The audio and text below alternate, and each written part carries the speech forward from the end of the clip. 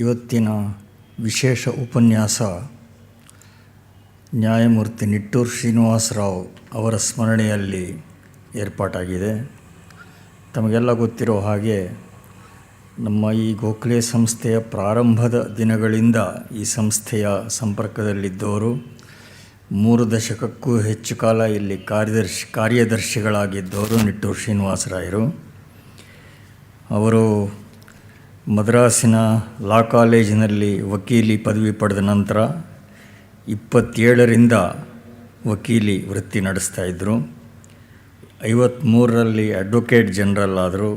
55ರಲ್ಲಿ ಉಚ್ಚ ನ್ಯಾಯಾಲಯದ ನ್ಯಾಯಾಧೀಶರಾದರು.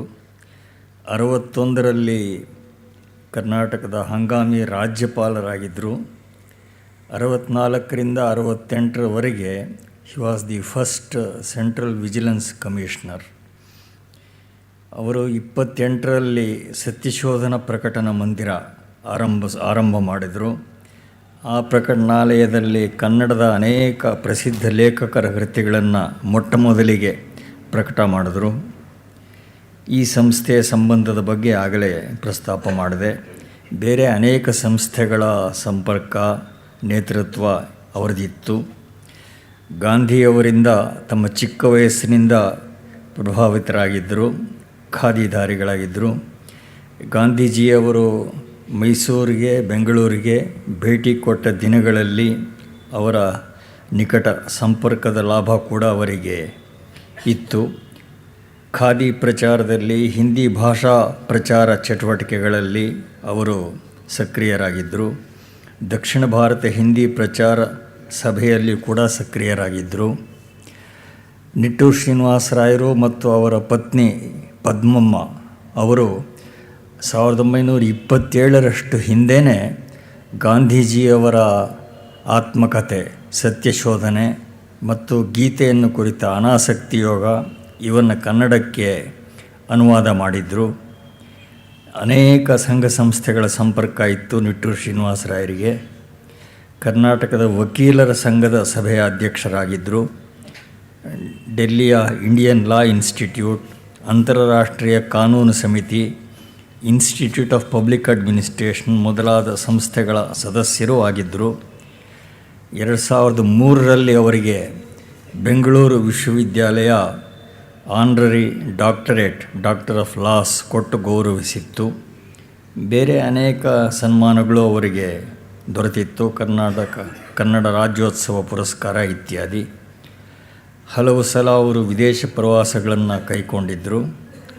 61ರಲ್ಲಿ ಅನ್ಯ ದೇಶಗಳ ನ್ಯಾಯಾಂಗ ವ್ಯವಸ್ಥೆಯನ್ನು ವೀಕ್ಷಿಸೋ ದೃಷ್ಟಿಯಿಂದ ಜಪಾನ್, ಅಮೆರಿಕ, ಇಂಗ್ಲೆಂಡ್ ಮೊದಲಾದ ದೇಶಗಳಿಗೆ ಹೋಗಿದ್ದರು. 88ರಲ್ಲಿ ತಮ್ಮ ಇಳಿ ವಯಸ್ಸಿನಲ್ಲಿ DVಜಿಯವರ ಜನ್ಮ ಶತಮಾನೋತ್ಸವ ಸಂದರ್ಭದಲ್ಲಿ ಅಮೆರಿಕ, ಇಂಗ್ಲೆಂಡ್ ದೇಶಗಳ ಹಲವಾರು ನಗರಗಳಲ್ಲಿ ಕಾರ್ಯಕ್ರಮಗಳಲ್ಲಿ ಭಾಗವಹಿಸಿದರು. ಹೀಗೆ ಅವರ ಸ್ಮರಣೆಯಲ್ಲಿ ಅವರ ಪುತ್ರ ಪುತ್ರಿ ಪರಿವಾರದವರು ಈ ದತ್ತಿಯನ್ನು ಏರ್ಪಡಿಸಿದ್ದಾರೆ. ಈ ವರ್ಷದ ದತ್ತಿ ಉಪನ್ಯಾಸ ನೀಡೋದಕ್ಕೆ ಗಣ್ಯರಾದ ಪ್ಯಾಸ್ಕಲ್ ಆಲನ್ ನಾಜರೆತ್ ಅವರು ದಯಮಾಡಿಸಿದ್ದಾರೆ. ಭಾರತ ಸರ್ಕಾರದ ಫಾರಿನ್ ಸರ್ವಿಸ್ ವಿದೇಶಾಂಗ ವಿಭಾಗದಲ್ಲಿ 3.5 ದಶಕಗಳ ಕಾಲ ಉನ್ನತ ಶ್ರೇಣಿಯಲ್ಲಿ ಸೇವೆ ಸಲ್ಲಿಸಿದ್ದಾರೆ. ಜಪಾನ್, ಇಂಗ್ಲೆಂಡ್, ಬರ್ಮಾ, ಪೆರು ಮೊದಲಾದ ದೇಶಗಳಲ್ಲಿ ದೂತಾವಾಸದ ಅಧಿಕಾರಿಯಾಗಿದ್ದರು. ಘನಾ, ಲೈಬೀರಿಯಾ, ಟೋಗೋ, ಅಪ್ಪರ್ ವೋಲ್ಟಾ, ಈಗ ಬುರ್ಕಿನಾ ಫಾಸೋ ಅಂತ ಕರೀತಾರೆ, ಪಶ್ಚಿಮ ಆಫ್ರಿಕಾ ದೇಶಗಳಲ್ಲಿ ಭಾರತದ ರಾಯಭಾರಿಯಾಗಿದ್ದರು. ಅಮೆರಿಕದ ಚಿಕಾಗೋ, ನ್ಯೂಯಾರ್ಕ್ ಮೊದಲಾದ ಕಡೆ ಕಾನ್ಸಲ್ ಜನರಲ್ ಆಗಿದ್ದರು. ಅನಂತರ ಈಜಿಪ್ಟ್, ಮೆಕ್ಸಿಕೋ ಹಾಗೂ ಮಧ್ಯ ಅಮೆರಿಕದ ಗ್ವಾಟೆಮಾಲಾ, ಎಲ್ ಸಲ್ವಡಾರ್, ಬ್ರಿಟಿಷ್ ಹಾಂಡುರಾಸ್, ಈಗ ಅದಕ್ಕೆ ಬಿಲೀಸ್ ಅಂತ ಹೆಸರಾಗಿದೆ, ಅಲ್ಲೆಲ್ಲ ನಮ್ಮ ರಾಯಭಾರಿಯಾಗಿದ್ದರು. ಕೆಲವು ಕಾಲ ದೆಹಲಿಯ Indian council for cultural relations, ಆ ಸಂಸ್ಥೆಯ ಮಹಾನಿರ್ದೇಶಕರಾಗಿದ್ದರು. ಅಮೆರಿಕದ ಸ್ಟ್ಯಾನ್ಫರ್ಡ್, ಯೇಲ್ ಮೊದಲಾದ ಪ್ರತಿಷ್ಠಿತ ವಿಶ್ವವಿದ್ಯಾಲಯಗಳಲ್ಲಿ ಹಾಗೂ ಫಿಲಿಪೈನ್ಸ್, ಇಂಡೋನೇಷಿಯಾಗಳ ವಿಶ್ವವಿದ್ಯಾಲಯಗಳಲ್ಲಿ ನಾಜರೆತ್ ಅವರ ವಿಶೇಷ ಉಪನ್ಯಾಸಗಳು ಆಗಿವೆ. 1994ರಲ್ಲಿ ನಿವೃತ್ತರಾದ ನಂತರ ಬೆಂಗಳೂರಿನ ಇಂಡಿಯನ್ ಇನ್ಸ್ಟಿಟ್ಯೂಟ್ ಆಫ್ ಮ್ಯಾನೇಜ್ಮೆಂಟ್ ಸಂಸ್ಥೆಯಲ್ಲಿ ಆಮಂತ್ರಿತ ಉಪನ್ಯಾಸಕರಾಗಿ ಸೇವೆ ಸಲ್ಲಿಸಿದ್ದಾರೆ. ಅನೇಕ ದಶಕಗಳಿಂದ ಗಾಂಧಿಯ ಮೌಲ್ಯಗಳಲ್ಲಿ ವಿಶೇಷ ಆಸಕ್ತಿ ತಳೆದಿರುವ ಪ್ಯಾಸ್ಕಲ್ ನಾಜರೆತ್ ಅವರು ಬೆಂಗಳೂರಿನಲ್ಲಿ ಸರ್ವೋದಯ ಇಂಟರ್ನ್ಯಾಷನಲ್ ಟ್ರಸ್ಟ್ ಎನ್ನುವ ಸಂಸ್ಥೆಯ ಸ್ಥಾಪಕರಲ್ಲೊಬ್ಬರಾಗಿ ಈಗ ಅದರ ಕಾರ್ಯನಿರ್ವಾಹಕ ಟ್ರಸ್ಟಿ ಆಗಿದ್ದಾರೆ. Air chief marshal Tipnis, Soli Sorabjee, Ustad Amjad Ali Khan, Rajmohan Gandhi ಮೊದಲಾದವರು ಅದರ ಇತರ ಟ್ರಸ್ಟಿಗಳು. ಆ ಸಂಸ್ಥೆಯ 10 ಶಾಖೆಗಳು ದೇಶದ ಬೇರೆ ಬೇರೆ ಕಡೆ ಕೆಲಸ ಮಾಡ್ತಾ ಇವೆ.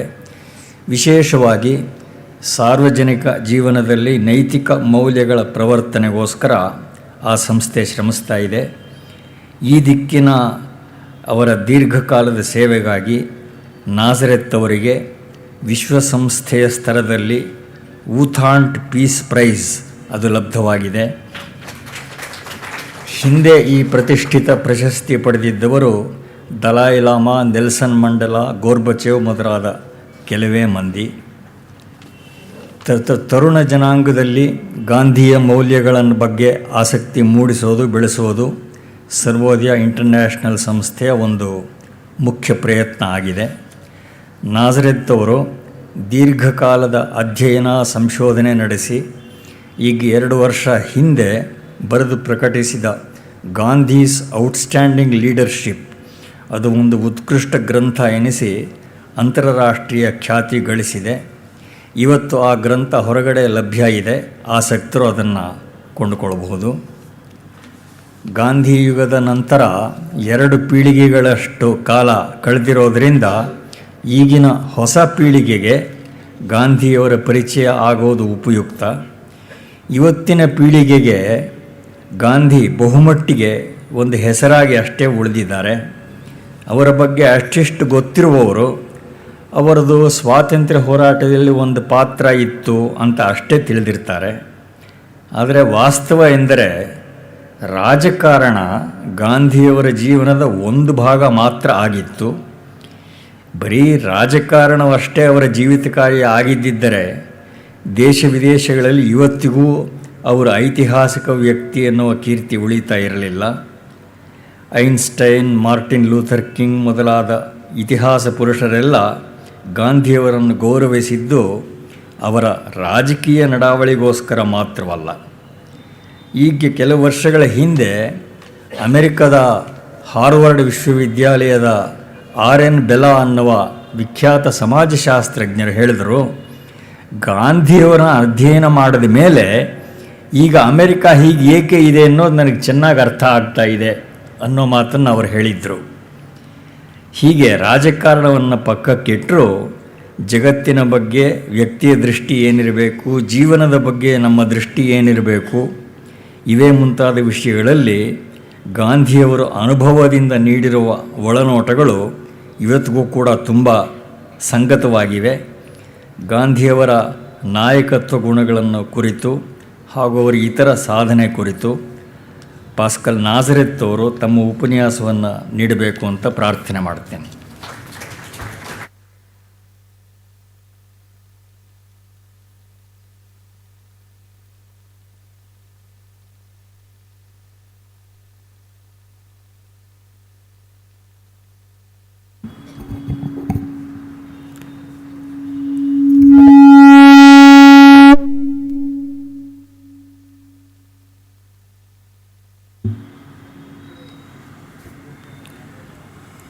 Respected Sri Ramaswamy, esteemed members of Justice Nittur Srinivas Rao's family, and ladies and gentlemen, I must begin with an apology. I wish I could speak in Kannada. I greatly admire it. In fact, for Sunday service, I always go to the Kannada service because I find it is what appeals to me most of all, both the prayers and the hymns sung in Kannada. I have studied Kannada up to the high school. I even studied Adikavi Pampa. But after that, having studied Japanese and Spanish and a whole lot of little bit of other languages, I am afraid my Kannada is certainly not good enough to speak on an occasion like this, particularly after the beautiful Kannada in which Sri Ramaswamy spoke. Now, I am very honored that this is the second time I have been invited to deliver a Justice Nittur Srinivasa Rao address. I am very grateful to the family for this. I have the highest regard for Justice Nittur Srinivasa Rao. In fact, he was the first VIP whom I handled when I was in Japan as a young officer. The ambassador sent for me and he said, "You come from Karnataka, there is some very important person from Karnataka coming to Japan, so you better look after him." So I said, who is it? And he said, "It is the Chief Justice of Karnataka." I began to tremble all over. However, once I met him, I found he was really such a noble person in every way. Never once did he make me feel that he was a very important person. At every stage, what little thing I did for him, he would say, "Thank you so much, you have done so much for us." And it was really such a joy for me and a privilege to spend those 2 or 3 days that he was in Tokyo. But the amazing thing was, when I retired and came back to Bengaluru, almost 30 years later, he still remembered every little thing that I had done for him. It was really so amazing, and I really have the highest respect for him. He's certainly perhaps the most noble of all the persons that I've met in my entire career. So I feel very honored that I am today been invited to deliver a lecture in his memory. Now, the lecture, as it has been advertised, is on Gandhi's outstanding leadership. This really has been my great interest throughout life. This is what got me involved in studying about Gandhi, researching about him, etc. Because a lot of people, particularly young ones born after independence, sometimes have the impression that Gandhi was a saint, he was born a saint, he lived a saint, and he died a martyr, which is completely untrue, because Gandhi was like any of us. He had the same faults, same little mischief and various sorts of things. But more than anything else, he was such a timid young man. He was so shy, he was so timid. He's gone to London, he's got himself a British legal degree. Anyone else with a British legal degree would have been strutting around like a peacock. He goes to court on his first case, and he's trembling all over. He can't open his mouth. And he writes in his autobiography, "Everyone in the court, including the judge, was laughing at me, but there was nothing I could do." Now, how did this man then become the absolutely fearless leader that he became? This is what struck me. And that is why I said I must find out, what was the miracle which transformed this man. In fact, later, he becomes so fearless, he uses a simple aphorism. He says, "He who fears fails." So the first thing for leadership is to become fearless. And the man goes, for me, the most amazing act of courage is to go into Buckingham Palace dressed like a half-naked fakir. That's why that is the first picture I have put in my book. His entering Buckingham Palace like that. It certainly needs a great deal of courage. And then when he comes out of that palace, all the journalists are shocked. He said, "You went to have tea with the King Emperor dressed like this?" The man smiles and he says, "Well, His Majesty was dressed enough for both of us." That is the amazing thing about this man.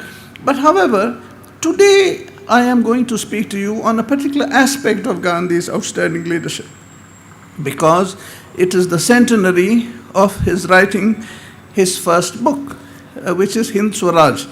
It was written between the 12th and 19th or 20th of November on a ship coming back from Britain. And he has written this in a sort of a frenzy, as if he has been possessed by some sort of a spirit. And he has written almost non-stop on the ship's stationery. And it's recorded by some of the scholars and some of them who studied that manuscript. Apparently, when the right hand became tired of writing, he was writing with the left hand, and they are able to identify which pages he has written in the left hand and which in the right. Now, what was it that possessed Gandhi to write this book? In fact, it is the first book he has written, and it is some scholars have described it is the seed from which, the tree of the whole Gandhian thought then has evolved. So no one interested in Gandhi can afford to ignore Hind Swaraj. Why did he write this? Now, he had gone to Britain from South Africa, leading a delegation of 2, I think, or 3, in order to petition the British government. Until then, there were 3 separate sort of colonies in South Africa. There was Cape Town colony, there was Natal, and there was the Transvaal. So they were now going to form sort of a union of South Africa. He wanted to make sure, as the Indian community, that when the new union was formed, that the interests of the Indians would not get sort of, submerged in this whole thing. There must be some safeguards for the Indians. So that's why he went to Britain. Sadly, they didn't get much attention. They spent 4 months over there. They didn't get very much. No one paid much attention, or I think did many of the important people that even received them. But during this time that he was in London, things were happening. Just 8 days before he was to arrive in London, a British civil servant was in fact ADC to the Secretary of State, a man called Curzon Wiley, was shot and killed. Bad enough he was shot and killed. He had been invited by the Indian Association for a reception, in honor of the Secretary of State. And the man then was just coming in to enter the reception when someone, Mohanlal Dingra, I think a young man, pulled out a gun and shot him, and the man died. Now, Gandhi was terribly shocked. First of all, that, a killing like this could take place. Secondly, and perhaps as importantly, that you kill someone you invite as a guest to a reception. In India, the whole culture is Atiti Devo Bhava. And here was someone coming as a guest to an Indian reception, you shoot him and kill him. This was bad enough. But later on, when he began to meet the Indians over there, very young Indians, all very patriotic, but were deeply sort of imbued with the cult of what was then called militant nationalism. Today it would be described with one word, terrorism. That believed that by, going around killing British officials, either in India or somewhere else, that we could liberate India. This is what amazed Gandhi.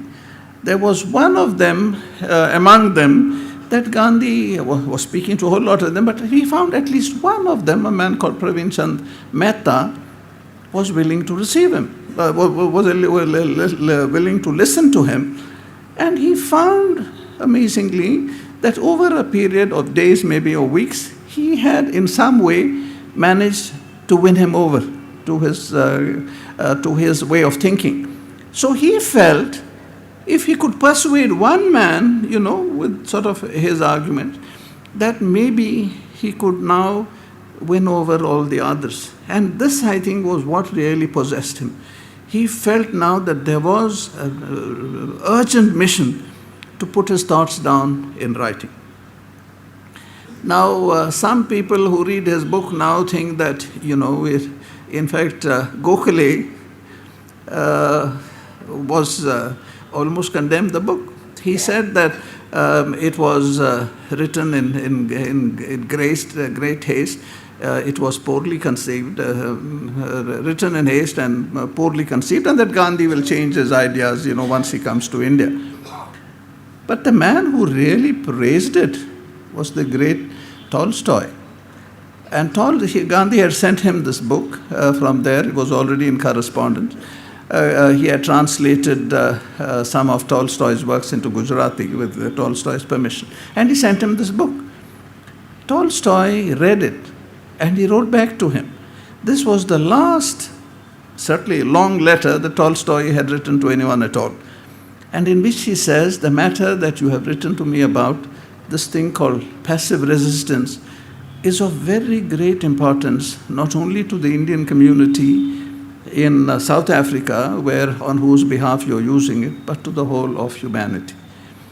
And this was the period when Gandhi was under the great influence of Tolstoy and of Thoreau and of a number of other writers who he had read. Not many people realize this, but Gandhi had read a great deal, and about those who had written criticizing modern civilization. By modern civilization, really what Gandhi has in mind is modern industrial civilization. And in what he has written, for me what stands out most amazingly are 3 or 4 facts. Number one is the critique of Western civilization or modern civilization. He doesn't use the word Western, modern civilization, most of all, because it is an industrial civilization. It is a civilization based on mass production. Now, when you are mass producing things, number one, human beings who formerly, made things with their own hands and maybe spent a lot of time over it, but he was the creator of whatever it is, however small. It may be a pair of slippers, it might be a pot, a hand-painted pot, or it might be something. But he had the joy and the, satisfaction of creating some piece of beauty or some piece of utility. But when you bring in this in a modern industrial sort of setup, then you only become a cog in a wheel. Each one is either just putting a screw on or is putting, something or the other. And then they leave their own homes, they come into large industrial cities, and they come without their families, and then it becomes the beginning of a whole lot of social evils that go with when men live without, their wives and their families in large urban concentrations. But more important, once you begin to mass produce, you have to sell those goods. And it's not only you who are mass producing this, a whole lot of other countries are mass producing it too. So begins the scramble for markets. You must have markets to buy the goods that you're going to produce. So you then go around trying to sort of scramble all over the world. About 20 years before Gandhi's arrival in London and writing this book, all the European powers has met at the Great Congress of Berlin about the year 1880. They've brought with them a map of Africa, as if it was roast turkey. And they've just carved it all up. They say, this is for you, this is for me, this is for something. Amazingly. And then they arrive with their battleships and their flags and say, we have come to take over our territory. Just because someone has sat around a table and decided, in Berlin, that this is their property. And now Gandhi, amazingly, foresees all these things as early as 1909, and he knows this is going to lead to enormous calamities. Both the First World War and the Second World War in some way is related to this imperial ambitions. Each one wants to create an empire like that. And ultimately, they get into war. And Gandhi's critique of Western civilization is so devastating, not only that, but so prophetic, that he has seen all this so much in advance. Now, the other important thing in this is, in this business about the militants. In fact, he says very clearly as to why he wrote Hind Swaraj. I'm reading this from my book. Gandhi's book, Hind Swaraj. He says, written in answer to the Indian school of violence and teaching the gospel of love in place of that of hate. Subsequently, he wrote, it, Hind Swaraj, was an attempt to offer the revolutionary something infinitely superior, retaining the whole of the spirit of self-sacrifice and bravery that was to be found in the revolutionary. So, when people refer to terrorists, etc., we have to admit and to concede that there is something in them. They are not all, wicked and cruel. they are doing it for some particular reason. And they are doing it because there is some motivation in this.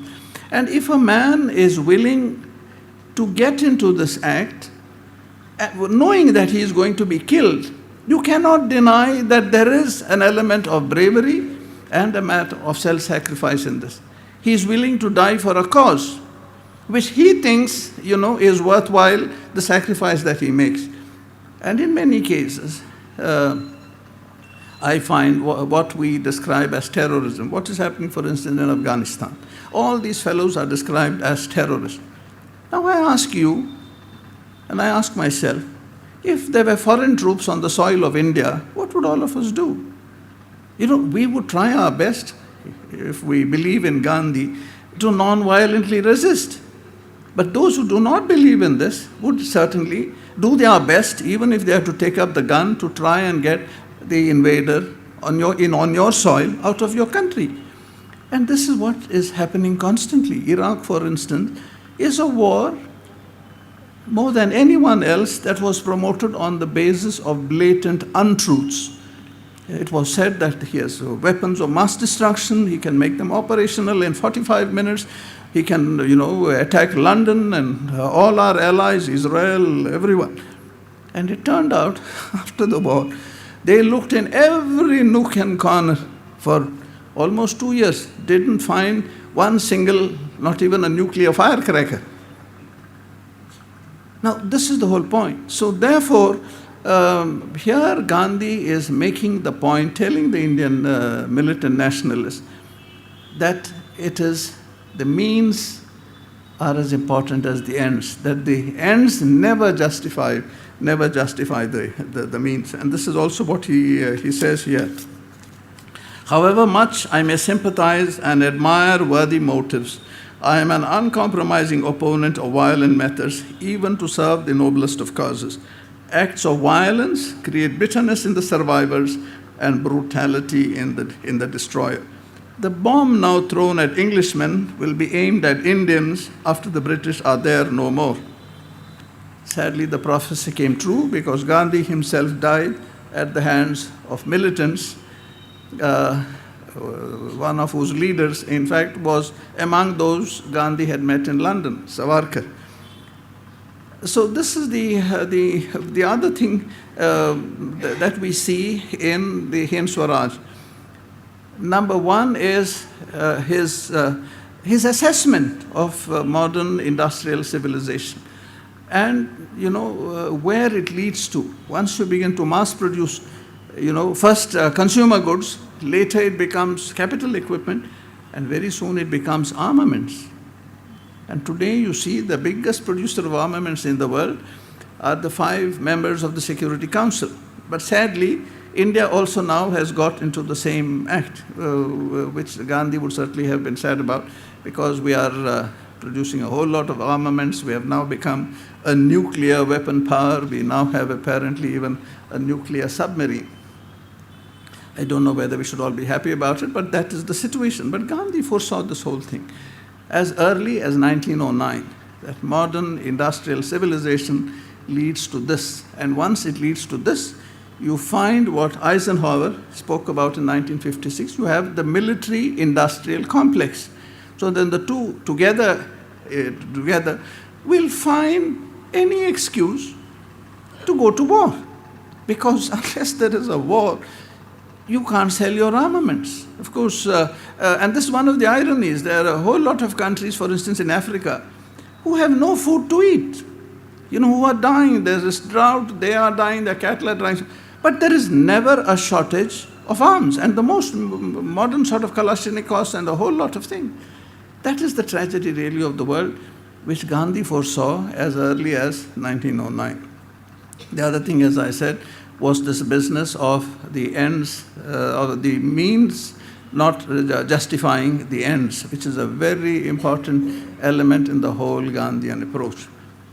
But the most prophetic thing of all is the way Gandhi foresaw the scourge of terrorism, that he should write this book on that. But the other thing which also strikes me and amazes me is Gandhi obviously was very aware, though he had spent much of his time in South Africa, he was making visits to India during the time from 1893 to 1915 he spent there. He has made at least 3 separate visits to India, and he knows about the great poverty of India. And he has read books about the economic situation of India. And after reading one of them, he said he was really reduced to tears to see what has happened. And amazingly, at that point, he has conceived of the charkha as the panacea for all India's evils. And again, just see his prophetic leadership. Even at that stage, he has seen that the cure for unemployment is not an unemployment dole. The cure for unemployment is to find employment, to create employment for people, and to get them some work, because unless you do work and feed yourself, you lose your own dignity. You become dependent on someone else, and that was the last thing that Gandhi wanted. So he has, incidentally, he doesn't refer to the charkha in the Hinswa, he refers to the loom. And amazingly, he didn't know what the difference was between the loom and the charkha. And he confesses later in his biography that when he wrote about this, he had not even seen a charkha in his life. Amazing. So it is after he comes to India in 1915, one of the early things to do is to try and locate, a loom. But then he discovers that the loom, in fact, is the charkha. Later it's referred to as the wheel. This again is a sort of a prophetic vision that even without seeing the charkha or the loom, he has conceived of this as the cure for India's poverty. Not only for India's poverty, but in order to bring down the British government. And the amazing thing is, his whole program is built around 2 words, Satya and Ahimsa. Satyagraha is coined out of this. What an amazing thing. I often wonder, what must have been the impact it first made on the British? They must have thought, man is completely nuts. Anyway, they were not unhappy, because if someone was preaching non-violence, is better than preaching violence and all the violence that was taking place in India. But that anyone could bring down the British government with this seemed so absolutely absurd. And here I must mention, it was the proud boast of the British that the sun never sets on the British Empire. Now, in some ways, it was a very foolish and absurd boast, because the sun has set on every empire, from the ancient Persian to the Greek to the Roman, and all the ones, the Turks and everyone who came beyond. But in one way, it was very accurate, because there never has been an empire as extensive as the British Empire. It extended all the way from Fiji in the east to Vancouver in the west. So every hour of the day, the sun was overhead on a British flag. When it was setting somewhere, it was rising somewhere else. Now, on this empire, the man said, he's going to bring it down with truth and non-violence. And as you saw, it worked. Again, coming back to the militant, the militant nationalists. You see, if you pick the gun, to confront your oppressor, one thing you can be sure of: at every stage, your oppressor will have a bigger and a smarter gun. So, for every 1 bullet you might put into him, he will manage to put at least 100 into a whole lot of you. So, you can never win this game. So, the only way you can hope to win the game is to change the rules of the game. So you said, to say that you want to shoot us, it's okay. But we still will not obey you. And this Gandhi's great thing. They may torture me, they may, break my bones, they may kill me. But who is the victory? Whose victory is it? Because they still haven't got my consent, they only have my dead body. That was the argument. But the amazing thing is, and the most fantastic aspect of Gandhi's leadership, that with this, what must have seemed to many absurd philosophy, he managed to mobilize the whole country.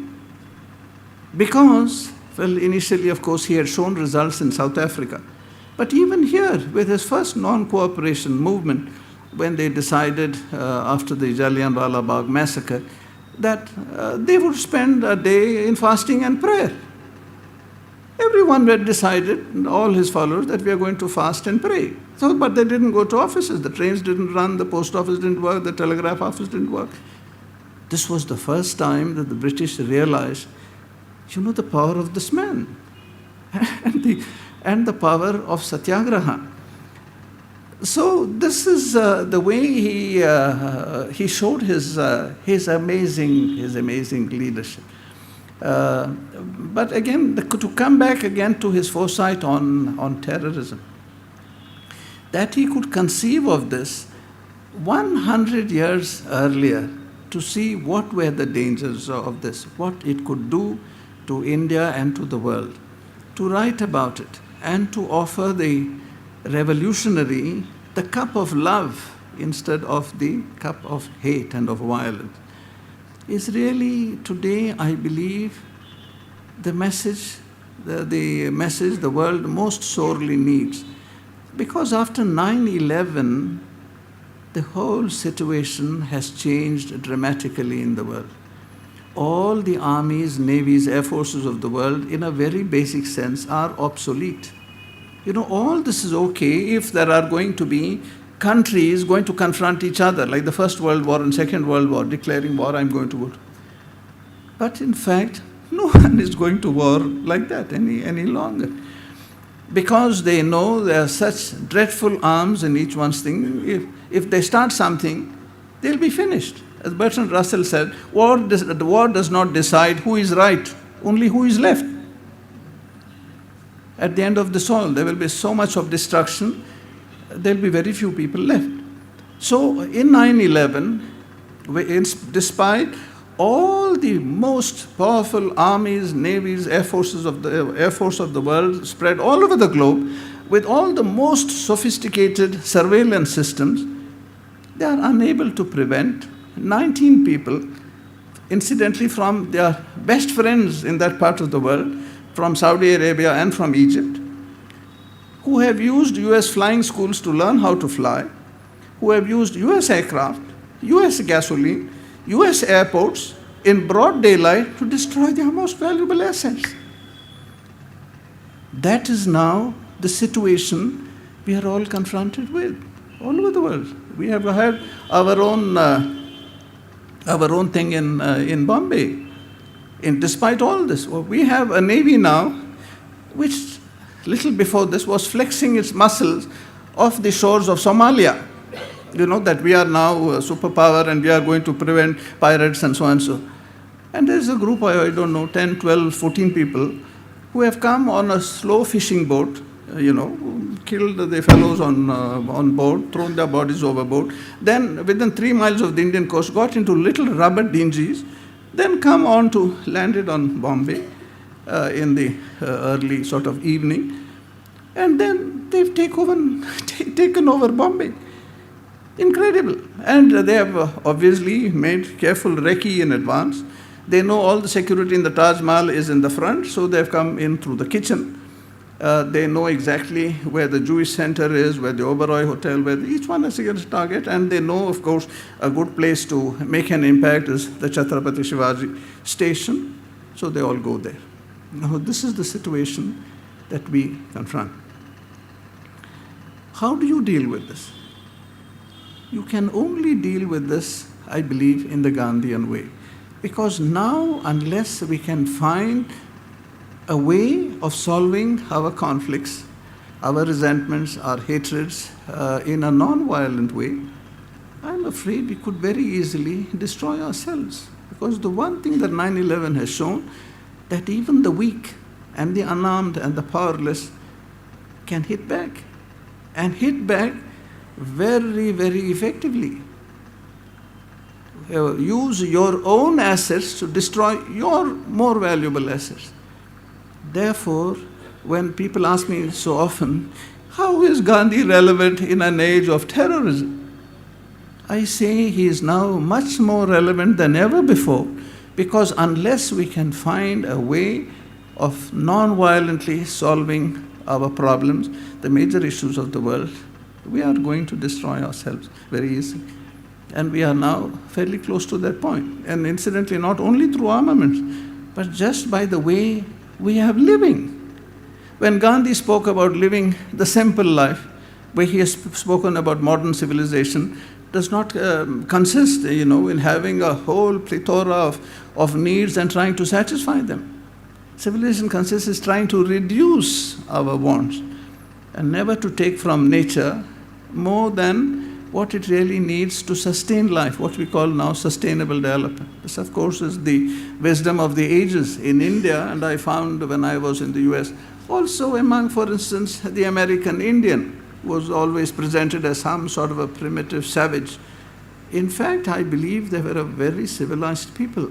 When I've read whatever, some of the books on them, in every case, they are talking about never to take from Mother Earth more than what you need to sustain life. That's why, of course, they would kill, for instance, a bison, because the bison was what was, in a way, their sustenance. But they would never kill more than what was needed for them. And sadly, once the Westerner arrived, I was reading a book on what is called the westward advance or something, where, having landed along the coast, they began to move inwards. And apparently about the year, I think 1830, they set up the first leather factory in Philadelphia. And those days then it became great to go out for the weekend and with your whatever they call them, their carriages, and then kill sufficient bison, skin them, and come back with a whole wagon load of skins. Maybe they have killed 30 or 40 bison just over the weekend. Just incredible, I must say, the shocking slaughter that has taken place, both of animals and, of course, even of the poor American Indian. This is all an aspect of modern industrial civilization, where this business of producing, mass producing, making money out of it, and despoiling nature with no scruple at all, is what is today has led us to where we are. We are talking about global warming today as an even greater threat than threat of destruction through armaments. And no country really in many ways would be more affected than India, for the simple reason that we have the highest mountain ranges in the world. And once the snows from there begin to melt, two things will happen. Number one is whole areas of India will be flooded and submerged. Certainly Bangladesh and Calcutta will be the first to go, but all other coastal cities, because it's not going to rise only within India. Once the seas rise by even 1 meter, as is quite feasible, a whole lot of coastal cities will become uninhabitable, because even if there is 6 inches of water in our major cities all the time, you can't function there. So this is the other thing that Gandhi has seen 100 years ago. And he says that the earth provides enough for everyone's need, but not for everyone's greed. And the greed you see all over, in a whole lot of fields. Certain types of fish, for instance, are now almost extinct, like anchovies and certain type of other fish that have been referred to in my book. The statistic for the number of animals, both beef and sheep, that have been killed in the last 50 years exceeds 50 billion.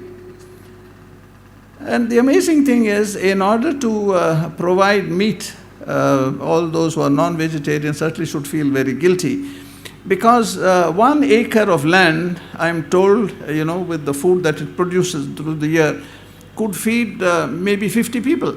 But that same 1 acre of land, for those who are non-vegetarians, it wouldn't feed more than 10.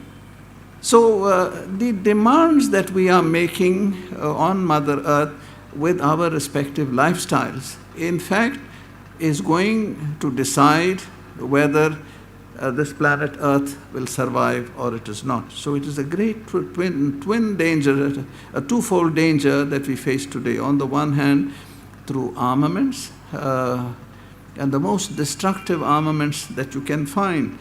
The ones that were dropped on Hiroshima and Nagasaki, and in less than maybe 30 or 45 seconds, the entire city and everyone in it was just converted into smoke and ash.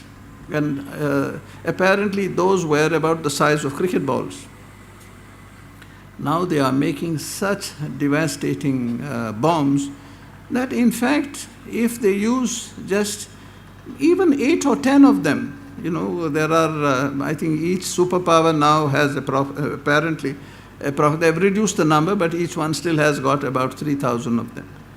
But you need to use only 8 or 10. Because what will happen is, when this happens, when all the sort of mushrooms cloud created, it will puncture the stratosphere, which is something like, the bag in which the little baby is sort of protected in the mother's womb. Once that gets punctured, all the sort of rays from infrared rays from outer space will come and destroy everything in India. The heat on this earth then will become, unbearable. And maybe this is what in some ways happened to Mars, because they discover on Mars today, since they have landed satellites on it and taken close pictures, that it seems to have had even river valleys and was some things that even look like lakes. But today it is like a cake that has been baked for 1,000 years. So something has happened over there, to destroy all life on it. The same thing really could happen here. This is why Gandhi is so relevant even from that point of view. In simple things he found, great truths. And that he should see all this more than 100 years ago. He is really like the tall tree in the forest, where on the one hand, the big tall tree, what are called the redwoods for us in the US, need their roots to go very deep down into the soil, so that even with the strongest earthquake and winds, etc., it won't be affected. But it also goes very, very high. So it sees beyond the horizon, far beyond anyone else's vision can reach. And that is the vision really Gandhi had. In the one hand, he was very deeply rooted in the soil of India. It was not he who discovered Satya and Ahimsa. Satya and Ahimsa have been in India for centuries, I must. It's the only country in the world where Sat Sri Akal is a word of greeting. This is what I find amazing and makes me so proud. Except, sadly, in no country, maybe today, Satya more neglected than it is in India. That is the tragedy, I must say. But it was not Gandhi who discovered Satya and Ahimsa. The amazing thing is that he managed to put the two together and was able to show that soul force is more powerful than any other force in the world. And quite often you see this in all the revolutions that have taken place.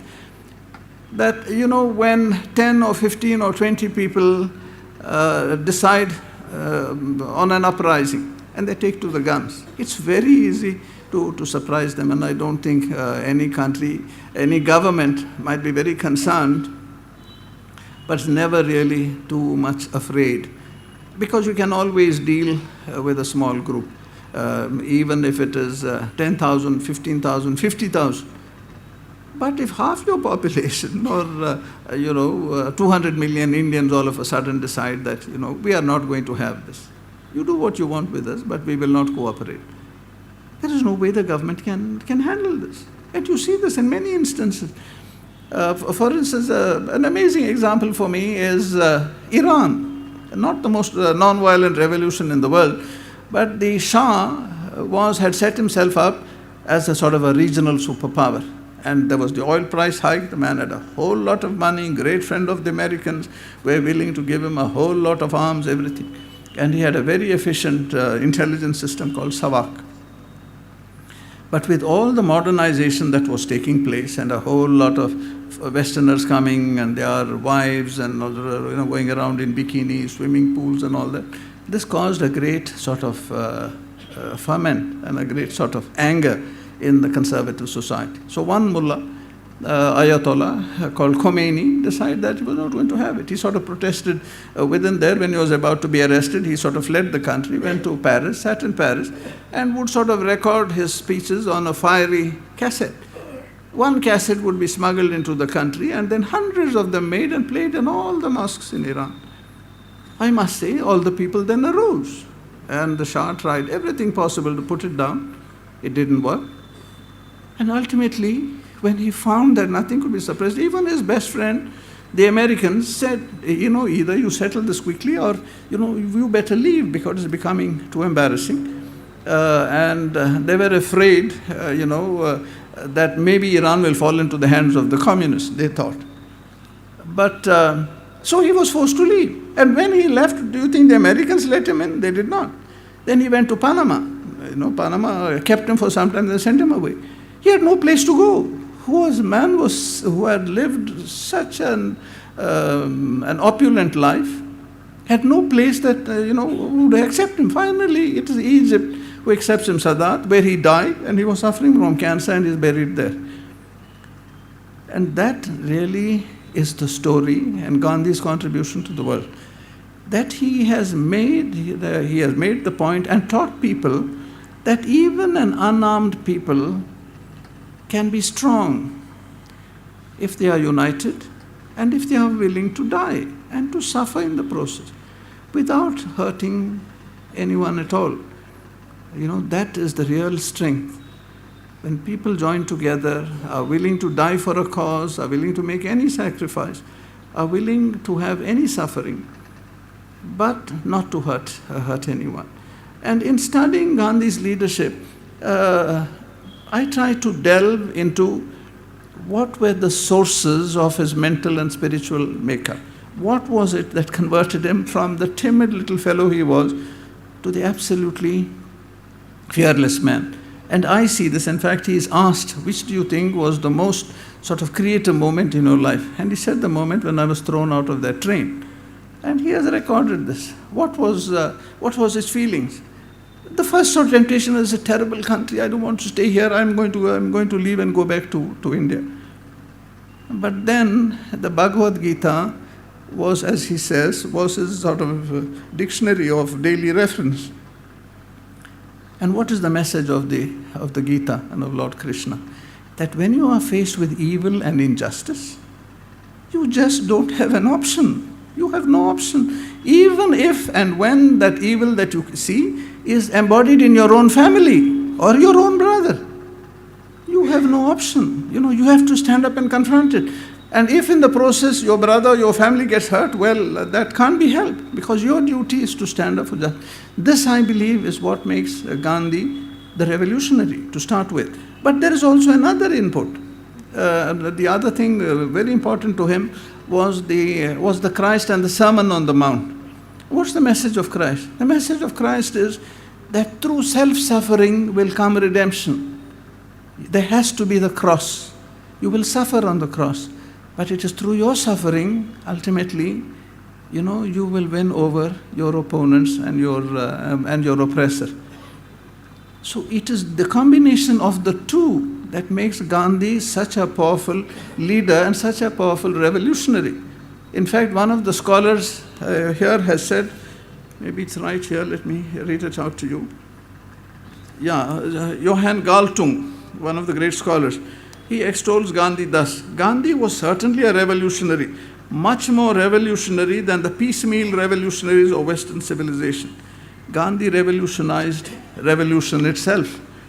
This is what he has done, where normally people thought revolutions could only be made with a gun. Mao said, power grows out of the barrel of the gun.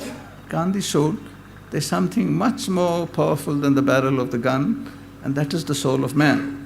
Incidentally, I'd also like to read out to you something about the scenario in which Gandhi functioned, so that we are able to see what are the dimensions of his achievement. What was the scenario in which Gandhi lived? A great Gandhian scholar, Gene Sharp, who is now head of the Albert Einstein Institute for Nonviolence at Harvard, writes thus: Gandhi was the contemporary of Tsar Nicholas, of Lenin, and Stalin, Kaiser Wilhelm and Adolf Hitler, Woodrow Wilson and Franklin Roosevelt, the last emperor of China, Sun Yat-sen, Chiang Kai-shek and Mao Tse-tung. He bridged the span between the time when wars were fought by armies with rifles to the time when they were fought with atom bombs. Just see the span. Racism ran rampant. Women, untouchables, and many others were denied dignity and opportunities. These were among the social and political evils for which Gandhi sought solutions. Now, the other amazing thing also is, what he had to say about Western civilization, and just see his foresight. This is what he says. Formerly, they wore skins and used spears as their weapons. Now they wear long trousers and carry revolvers containing 5 or more chambers. Formerly, men traveled in wagons. Now they travel in trains at the rate of 400 or more miles per day. He has seen how much faster we can travel now. It has been stated that as men progress, they shall be able to travel in airships. This is what he's writing in 1909, and reach any part of the world in a few hours. They will press a button and they will have their clothing by their side. They will press another button and they will have their newspaper. A third and a motor car will be waiting for them. Formerly, when people wanted to fight with one another, they measured between them their bodily strength. Now it is possible to take away thousands of lives by one man working behind a gun on a hill. There are now diseases of which people never dreamt of before, and an army of doctors engaged in finding out their cures. So hospitals have increased. Its votaries calmly state that their business is not to teach morality. This civilization is irreligion, and it has taken such a hold on the people of Europe that those who are in it appear to be half mad. According to the teaching of the Prophet Muhammad, this would be considered a satanic civilization. Hinduism calls it Kali Yuga. Now, this is what he has written, and all that he said has come true, really. And as I said, that in the 4 decades after Hind Swaraj was written, almost 80 million people were killed in the 2 world wars, Hitler's gas chambers and all the others.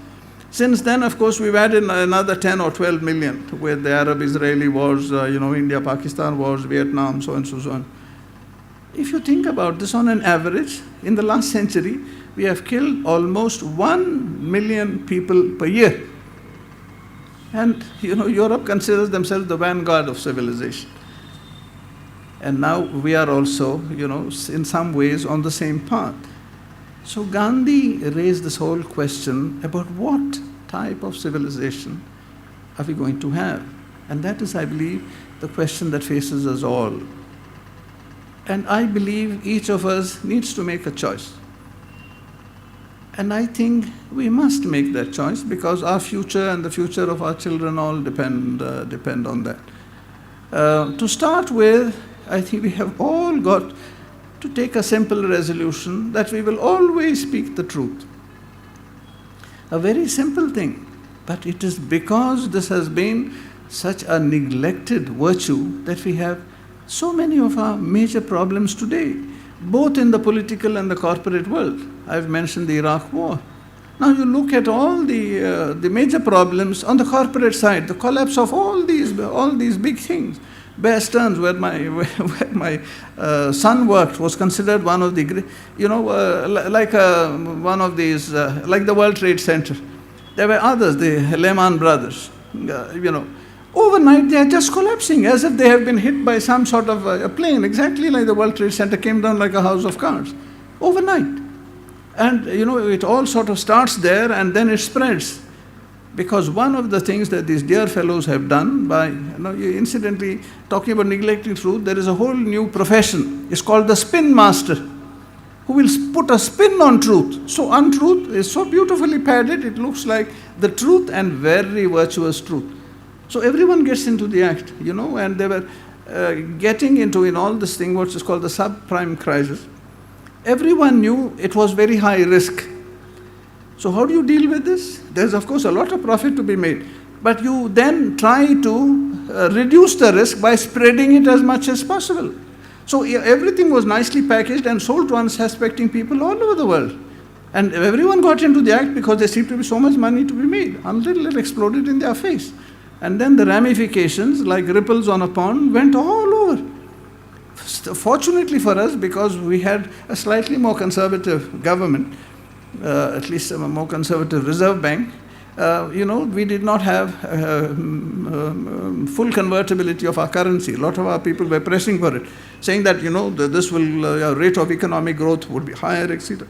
There's so much of a talk on economic growth, and this is one of the things that makes me so sad. Gandhi has said, if you're going in the wrong direction, the rate at which you are moving is not only not relevant, it could be dangerous. You must first make sure that you're moving in the right direction.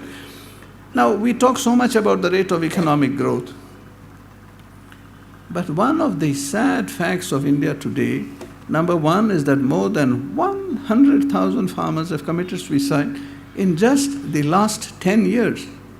It's a terrible statistic. Gandhi would have died of heartbreak if he was alive to see this, number one. Number two is, we have got today a Naxal movement, rural militia, in more than 170 districts of the country, with something called a pink or a red corridor, all the way from the southern borders of Nepal, all along our east coast, right up to Kerala. This is the greatest security threat to India. And there's an interesting example. Just look at Nepal, what happened to Nepal. The only was always proudly described as the only Hindu kingdom in the world. It started off with, a Maoist movement. Kept fighting first this government, etc. At some point, they just took over the country. They abolished the monarchy, and now, it's a completely different polity. So I believe this is what we need to look at India, not, all the sort of, whether we have, one of the new things in India is war games. War has become a game. So we'll make war games with the British, with the Americans, with the, even with the Chinese. What sort of a philosophy is this? War is not a game at all to start with. If we want peace, we have to prepare for war, for peace, not for war. And peace has to be based on the, as they say, the strength of a chain is in its weakest link. You can have a very strong chain. It needs only one link and the whole chain will break. Similarly, you can only build national security and national progress and happiness based on your own people. This is what we need to do, and to keep in mind. And this again is what Gandhi had said. His advice to India's leaders little before independence: when you are contemplating some action, think of the face of the poorest man that you have seen and ask yourself the question, will it do something to improve his lot, to give him greater control on his destiny, to create some hope? It is because people today do not see hope, particularly in our rural countryside, that so many people are committing suicide. And I believe it is most essential that we focus our attention there. And this is where I come back again, what each of us can do. Number one, to always speak the truth. Secondly, never to hurt anyone. And not just to refrain from slapping someone else. Because, using a harsh word against someone, mental wounds take much longer to heal.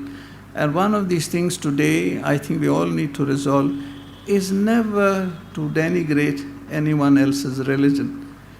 Whatever his religion, each one is following his own path. And the enemy of one religion is never another religion. The enemy of one religion is those who do not believe in God, who deny God, who denigrate God. It is these who are the enemies of religion.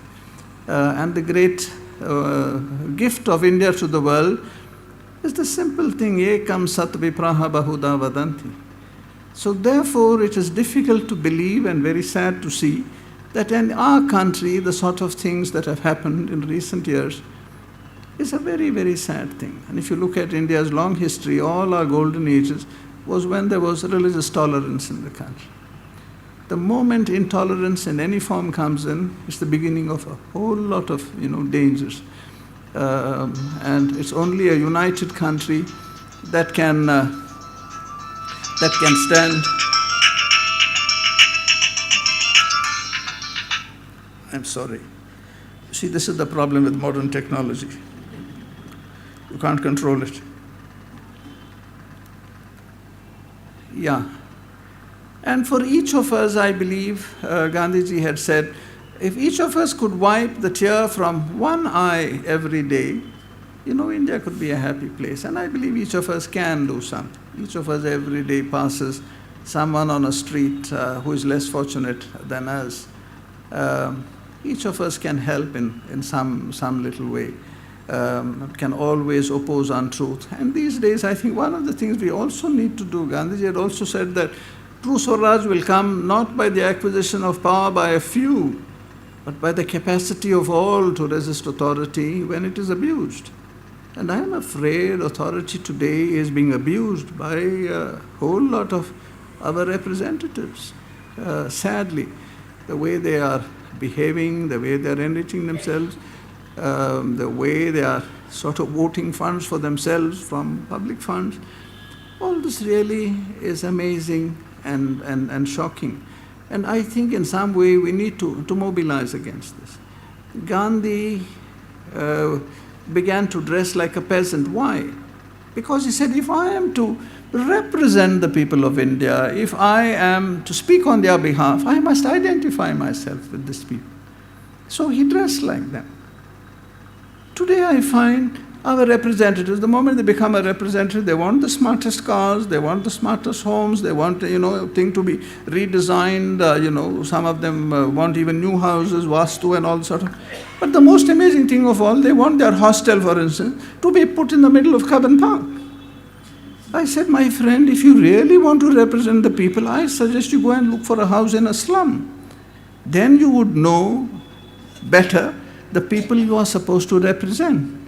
And ultimately, that is also the test of leadership. If you are going to represent the people, speak on their behalf, we have to identify ourselves with them. I also say to people, if each of us could buy just one item of khadi, we are 1,000 million people, just one item of khadi, maybe there is so much ripple effect it would have all down the line. So to focus a little bit on the poor, to focus on a simpler way of life, those of you who are non-vegetarians, if you could give up meat eating even for 2 out of 3 days, 2 out of 7 days to start with, all this makes an impression. So each of us can do something. Tagore had said, if each of us would light just one small little deepam, we would have a festival of lights and it would drive and dispel all the darkness around us. I believe each of us needs to do that, has a duty to do that. I thank you so much for your attention.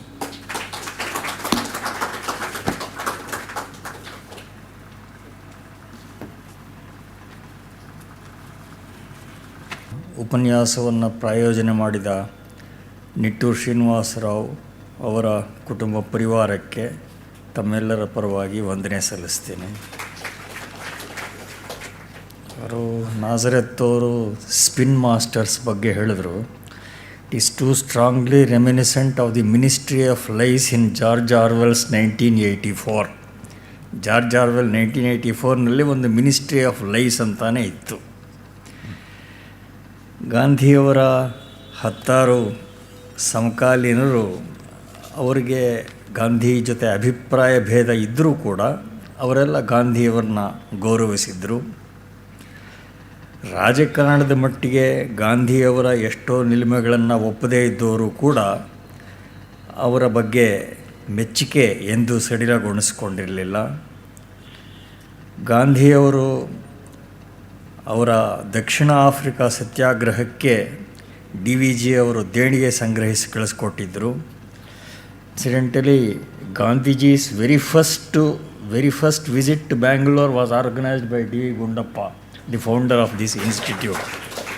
The portrait of Gokhale unveiled by Gandhi on that day adorns our hall today. ಗಾಂಧಿಯವರ ಮಕ್ಕಳೊಡನೆಯೂ D V G ಅವರ ನಿಕಟವಾದ ಸಂಬಂಧ ಇತ್ತು. Gandhi was very intimate with Devdas Gandhi.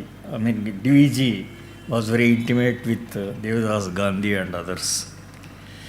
ಗಾಂಧಿಯವರ ಒಂದು ಉಪವಾಸ ಸಂದರ್ಭದಲ್ಲಿ ಮಿತ್ರರಿಗೆಲ್ಲ D V G ಒಂದು ಪದ್ಯರೂಪದ ಪತ್ರ ಬರೆದು ಭಗವಂತ ಇವರನ್ನು ಉಳಿಸಲಿ ಅಂತ.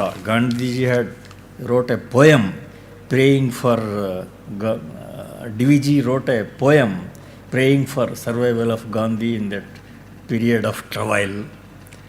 ಹಿಂದಿನ ಪೀಳಿಗೆಯ ಇಂಥ ದೃಷ್ಟಿವೈಶಾಲ್ಯವನ್ನು ನಾವೆಲ್ಲ ಬೆಳೆಸ್ಕೋಬೇಕಾಗಿದೆ. ಗಾಂಧಿಯವರನ್ನು ಕುರಿತು ಗುರುದಯಾಳ್ ಮಲ್ಲಿಕ್ ಅಂತ ಒಬ್ಬ ಅಧ್ಯಾತ್ಮ ಸಾಧಕರು, ಅವರು ತುಂಬ ಕಾವ್ಯಮಯವಾಗಿ ಮಾತುಗಳನ್ನು ಹೇಳಿದರು. ಗಾಂಧಿಯವರು ಭಗವದ್ಗೀತೆ ಎನ್ನುವ ಸ್ವರ್ಣದಾರದಲ್ಲಿ ಹೊಲೆದಿದ್ದ ಪುಸ್ತಕ ಆಗಿದ್ದರು. ಕರ್ತವ್ಯದ ಆರಾಧಕರಾಗಿದ್ದರು.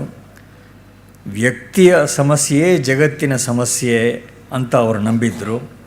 ಹೀಗೆ ಒಬ್ಬ ಶಿಲ್ಪಿ ಶಿಲೆಯನ್ನು ನೋಡೋ ದೃಷ್ಟಿಯಿಂದ ಗಾಂಧೀಜಿಯವರು ಜೀವನವನ್ನು ಅವಲೋಕನ ಮಾಡಿ ಅವರು ಪಯಣ ಮಾಡಿದ್ರು. That is how he created such A beautiful image out of clay. ಗಾಂಧಿಯವರ ಸಾಧನೆಯನ್ನು ಇದಕ್ಕಿಂತ ಸುಂದರವಾಗಿ ವರ್ಣಿಸೋದು ಅಸಾಧ್ಯ ಅನಿಸುತ್ತೆ. ಅವರ ಸಾಧನೆಯ ವಿವಿಧ ಮುಖಗಳನ್ನು ವಿಶೇಷವಾಗಿ ನಾವು ಮೆಲುಕು ಹಾಕಬೇಕಾದ ಅವರ ವಾರಸಿಕೆಯನ್ನು ಪಾಸ್ಕಲ್ ನಾಜರೆತ್ ಅವರು ತುಂಬ ಸುಂದರವಾಗಿ ವರ್ಣಿಸಿದ್ದಾರೆ. Sir, we are honoured that you could make it this evening. We hope we shall have other occasions to listen to you.